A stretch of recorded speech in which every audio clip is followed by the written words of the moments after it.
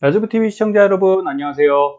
자, 어제 이제 휴장이었죠. 추수감사절 휴장이고, 오늘 반장을 진행하는데, 자, 어느 정도 올라왔어요. 지금 횡보 중인데, 저는 그렇습니다. 이전에도 말씀드렸듯이, 지금 고점인 거 분명하죠. 그런데, 뭐, 매수하냐, 매도하냐, 이런 개념보다는, 진짜 홀딩이 지금은 중요하다. 그렇게 보셔야 돼요. 우선, TQ로 말씀드리면 월봉상, 자, 월봉의 이전 고점 어딥니까? 이전 고점 77 넘었죠? 이전 고점은 이제 92였어요. 최고점은 91점 몇인가 그렇죠. 자, 요 구간인데 지금 이 구간 왔다고 말씀드렸습니다. 결국은 어떻게 됐어요? 여기 돌파 못하고 우선 눌렸죠? 기가 막히게 가격 잘 맞습니다. 그럼 여기 아직 매물대를 통과를 못한 거잖아요, 우리는. 그러면 여길 돌파하면 어떻게 되겠습니까? 크게 가겠죠. 여기서 슈팅이 세게 나올 수 있어요. 그러면 90까지는 볼 수 있다. 그러면 아직 룸이 남아있죠. 77에서 뭐 반드시 90 간다는 게 아니라 어쨌든 버블의 끝쪽은 높이 올라가니까 자, 요 구간에선 수익을 낼 수 있겠죠. 그러니까 그냥 용감하신 분들은 이때 사시는 거예요. 이때 사셔서 가는데 그 텀이 길지 않다. 그 말씀을 드리는 겁니다. 그럼 그 텀이 얼마 정도 되냐? 뒤쪽에 말씀드릴 겁니다. 과거 사례랑 100% 매칭은 안 되겠죠. 하지만 뭐 과거 걸 보는 게 도움은 또 됩니다. 그래서 이걸 보셔야 돼요, 여러분. 자, 2022년도 21년도죠. 상승 때, 자, 결국은 이 원 안을 보시면 가파르게 상승했다가 가파르다는 얘기는 이겁니다. 제가 사용하는 상승 밴드죠. 여기 형광색 라인에서 녹색 라인 사이에 요 다홍색 구간이 자, 이 위로 올라가면 상승세가 센 거죠. 근데 지금은 어떻습니까? 못 올라갔어요. 여기서 우리가 진짜 급하게 한번 올렸다가 바로 내렸죠. 그리고 나서 아직 못 올라갔습니다. 그러면 이때보다 상승세가 지금 센 건 아니죠. 그래서 하락을 이렇게 크게 하고 바로 올렸어요. 그리고 나서 어떻습니까? 굉장히 큰 슈팅이 단박에 나오죠. 이게 월봉이니까 한 3달 만에 60에서 90을 3달 만에 간 거예요. 그죠? 그럼 3분의 1, 30%가 오른 거죠. 3분의 1이 오른 거예요. 그럼 지금 어떠냐? 그렇게 강한 상승은 아니다라는 거예요. 여기서 60에서 어디까지 갔습니까? 80, 한 5까지 갔었죠. 여기서 이제 센 상승인데 이렇게 보셔야 돼요. 이렇게 상승하고 여기서 한 번 더 슈팅이 나왔으니까 저는 이게 한 번 남아있다고 봅니다. 한 번 더 갈 수 있다. 이유는 방금 말씀드린 대로 어쨌든 이쪽에서 많이 눌렸어요. 많이 눌렸고 그리고 다시 횡보를 하면서 조정을 좀 거쳤죠. 여기선 조정을 안 거쳤잖아요. 이렇게 하고 바로 반등해서 위로 올린 거고 이런 게 더 안 좋다고 말씀드렸어요. 급격히 올라가면 이렇게 꺾인다. 근데 오히려 조정을 주기 때문에 힘이 위축돼서 한번 올라갈 수 있는 타이밍은 있어 보인다. 이렇게 말씀드리는 겁니다. 근데 절대적으로 이 구간이 사실은 매수하기 좋은 구간은 아니죠. 그죠? 네. 용감하신 분들이 하는 거고 그렇다고 뭐 손해를 반드시 입는 것도 아니니까 홀딩 중심으로 하셨으면 좋겠습니다. 그래서 과거를 한번 볼게요. 지금 금리 인하 뭐 시사가 되었고 우선 1차 했죠. 했고 트럼프와 파월 연준 의장의 뭐 이렇게 말들이 많습니다. 근데 여러분 잘 생각해 보세요. 그 금리 인하 하나 갖고 주가가 모두 결정되는 게 아닙니다. 절대 그렇지 않고요. 다 여러 가지 심리가 섞여 있으니까 우리는 뭐만 하면 돼요? 대비만 하면 됩니다. 그래서 자, 요 파란 선이 10년 선물 금리예요. 뭐 10년 금리를 써도 되는데 이게 찾기가 좀 어려워서 우선 선물 금리 이렇게 썼고 요 빨간색이 나스닥입니다. 그러면 닷컴 버블을 볼게요. 닷컴 버블을 보는데 자, 금리가 방향성을 논하는 게 아닙니다. 뭐 금리가 하락하면 뭐 주가가 상승한다 이런 걸 보시라는 게 아니라 우리가 구간만 보자고요. 금리가 어떻게 됐어요? 2000년대 1999년도까지는 하락을 하다가 많이 내렸죠. 그런 다음에 99년도부터 올렸습니다. 그렇죠? 그러면 지금 우리랑 비슷하죠. 예, 2022년도부터 금리를 올린 거랑 비슷한 현상이 일어났는데 금리를 내렸어요. 요번에 내렸죠. 자, 그러면 주가가 어떻게 되냐? 바로 안 꺾입니다. 그죠? 2000년대 아마 2월 정도에 요거 금리를 인하했을 건데 그때 신고가를 더 가요. 그리고 나서 눌렸다가 한 번 더 튀겨 올라가죠. 그래서 하락이 발생한 건 8월입니다. 한 6개월에서 8개월 시차가 있어요.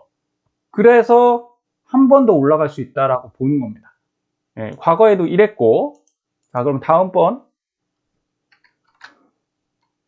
자, 2008년 금융위기죠. 예, 이때 보겠습니다. 똑같이 10년 선물금리고요. 자, 내렸죠. 내렸다가 여기서 살짝 올렸어요. 그런데 어떻게 됐습니까? 이땐 조금 얘기가 달라요. 갑자기 터졌죠. 서브프라임이 갑자기 터지면서 어쩔 수 없이 확 내렸어요. 자, 그런데 어쨌든 금리는 여기서부터 이렇게 올라가는 상황이었죠. 왜냐하면 닷컴 버블 때 워낙 터져서 한 방 먹었잖아요. 그래서 어쩔 수 없이 내렸다가 슬금슬금 올리고 있었는데 결국은 다시 내렸죠. 그래서 나스닥도 쭉 따라 올라가다가 올렸습니다. 근데 어쩔 수 없이 내렸다고 말씀드렸죠. 서브프라임이 터져서. 그래서 주가가 같이 내려갔어요. 그러면 여기는 조금 안 맞지만 우리가 이것만 보자고요. 자, 2008년도에 주가는 언제 꺾였어요? 자, 2007년도 말에 꺾였습니다. 그쵸? 예, 이건 미리 위기가 감지가 됐던 거죠. 아, 이런 문제가 있다. 예, 그래서 뭐 리먼 파산이나 그전에 베어스턴스 파산이나 이런 것들이 전조가 있었어요. 그래서 미리 꺾였지만 어쨌든 우리는 이걸 보시면 돼요. 금리가 꺾이기 시작한 건 여기부터예요. 그쵸? 2007년도 중반부터 금리 인하를 시작했고요. 그리고 나서도 역시나 한 6개월은 주가는 올랐다. 그죠? 그리고 나서 하락하는 동안 같이 따라 내려가더라. 그럼 여러분 6개월 정도라고 생각할 때 100% 맞진 않죠? 하지만 어떤 생각을 하셔야 돼요? 예, 저희가 얼마 전에 금리를 내렸지 않습니까? 그리고 나서 지금 한 3개월 정도 지났어요. 그럼 앞으로 12, 1, 2, 3 요때 조심하셔야 된다. 그리고 6월 정도가 항상 미국장은 그렇죠. 6월, 4월에서 한 뭐 7월 휴가철까지는 크게 힘이 없어요. 그러면 그쪽에서 상승한다 이렇게 보기엔 좀 어렵고 1, 2, 3까지 랠리를 펼치다가 그 다음에 조정이 오면 조정 구간을 좀 생각하셔야 됩니다. 그러면 언제까지 좀 보셔야 돼요? 2월에서 3월까지는 상승을 한번 보셔도 되는데 조심하십시오. 이거는 조심하셔야 되는 영역이고, 자, 여기서 하나를 더 넣었어요. 골드입니다, 골드. 골드는 특이한 자산이죠. 안전자산이라고 명하고, 언제 확 오릅니까? 침체가 오면 올라요. 비트코인은 안전자산이라고 말씀 많이 요새 하시는데, 대체자산, 골드의 대체자산, 전 그렇게 보지 않습니다. 뒤에서 보여드리면, 비트코인은 주가랑 비슷하게 움직여요. 근데 먼저 반영해요. 어쨌든 골드는 어떻게 됐습니까? 이렇게 침체가 오면 살아나죠. 여러분 어쩔 수 없어요. 골드가 지금 역대 가장 높은 가격이라고 보셔도 저는 골드를 조금 준비하시라고 말씀드려요. 이유는 자 2008년도에도 여기서부터 계속 올라왔잖아요. 그럼 이게 싼 가격입니까? 비싼 가격이죠. 그런데 떨어지면 같이 떨어져요. 하지만 폭이 다르다는 거예요. 나스닥은 이만큼 떨어져도 금은 조금 덜 떨어집니다. 그리고 나서 올라가는 폭이 더 크게 올라갈 수 있어요. 얘는 밑에서부터 이제 천천히 올라오는 2단계의 금이 먼저 움직일 수 있다. 그러니까 장기 투자를 위해서 골드를 준비하는 게 절대 아닙니다. 채권도 마찬가지예요, 여러분. 앞으로 뭐 3년을 위해 그게 아니라 이런 변곡이 발생했을 때 한 6개월, 1년을 커버해주는 자산들이 골드와 채권 이런 겁니다. 그걸 꼭 명심하셨으면 좋겠어요. 이게 자꾸 장기 투자와 매칭을 하셔서 주식이 안 좋은 동안 채권이 계속 올라간다? 그렇지 않아요. 잠깐 이 해칭을 해준다 이렇게 보셔야 되는 게 맞습니다. 자, 그러면 여기 보시면 많이 보던 모양이죠. 보시면 7월 FOMC 거치고 어쨌든 지금 호황은 거의 이제 끝나가죠. 정점에 다다르고 있고 버블도 들어왔다고 얘기들 나와요. 그러면 금리가 어떻게 됩니까? 고점이 왔죠. 그럼 미국 TLT 같은 경우가 이제 24년 9월 FOMC에서 이제 인하를 하기 시작했으니까 채권이 매력이 있어지는데 지금 매력이 있다? 아니다. 한동안 또 시간이 지나야 됩니다. 6개월 이상. 그러니까 지금부터 천천히 사모으시는 거예요. 뭐 TMF 같은 경우도 지금이 완전 바닥이다. 한 번 더 내려갈 수 있습니다. 하지만 가능성상으로는 어쨌든 저가잖아요. 그래서 저는 준비하고 있다 이렇게 보시면 되고, 그럴 때 동시에 버블의 최고점을 갑니다. 그럼 나스닥 지금 역대 최대죠. 신고가니까 당연히 이 구간하고 맞아 돌아간다. 그러면 이제 침체나 위기를 논할 시간이 언젠간 오겠죠. 6개월일지 1년일지 그건 알 수 없지만 올 수 있으니까 뭐 미리 겁먹지도 마시고 대신에 온다, 거의 올 것이다 라고 생각하시면 마음이 좀 편해지실 것 같아요. 그래서 그 내용에서 우리가 대비할 수 있는 건, 여러분 2018년도가 미중 무역 전쟁 이래서 급락했죠, 나스닥. 자, 이럴 때 보시면 주요 자산군별 5년 수익률을 한번 볼게요. 2017년도에는 주식 좋았어요. 신흥국 주식, 이때 중국 주식 날라갔죠. 선진국 주식, 대형주 좋았죠. 그리고 나서 안 좋을 때 얘들이 어디 가요? 일로 가죠. 원래 가장 버블까지는 아니고요. 제일 높은 자산들이 연속해서 가던가 이런 식으로 2년, 이건 미국 대형주니까요. 쭉 가던가, 아니면 제일 높은 애들이 한번 타격이 입을 때는 거꾸로 갑니다. 꼴찌로 내려가요. 그때는 어떤 게 수익이 좋아요? 현금, 채권, 물가연동체. 그래도 대형주 방어 잘 했네요. 이 정도면. 리츠. 이건 수익은 아니더라도 상대적으로 손실이 적은 거죠.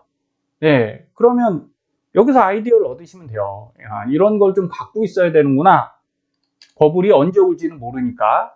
자, 그리고 2019년, 20년 지나서 21년까지는 어땠습니까? 불장이었죠. 코로나 딱 끝나고 불장이어서 요새 이제 리츠 수익률들이 많이 떨어졌다가 다시 올라오고 있거든요. 그래서 관심 가지시면 좋습니다. 자, 리츠, 원자재. 요때 이제 금리 인상 시사되면서 뭐가 발생했어요? 인플레이션이 발생했죠. 자, 이런 것들이 다음에 어떻게 돼요? 좀 잘 안 보이시지만 여기 자료를 찾다 보니까 뭐 이렇게 좀 깨졌습니다. 리츠가 어디로 가요? 일로 가요.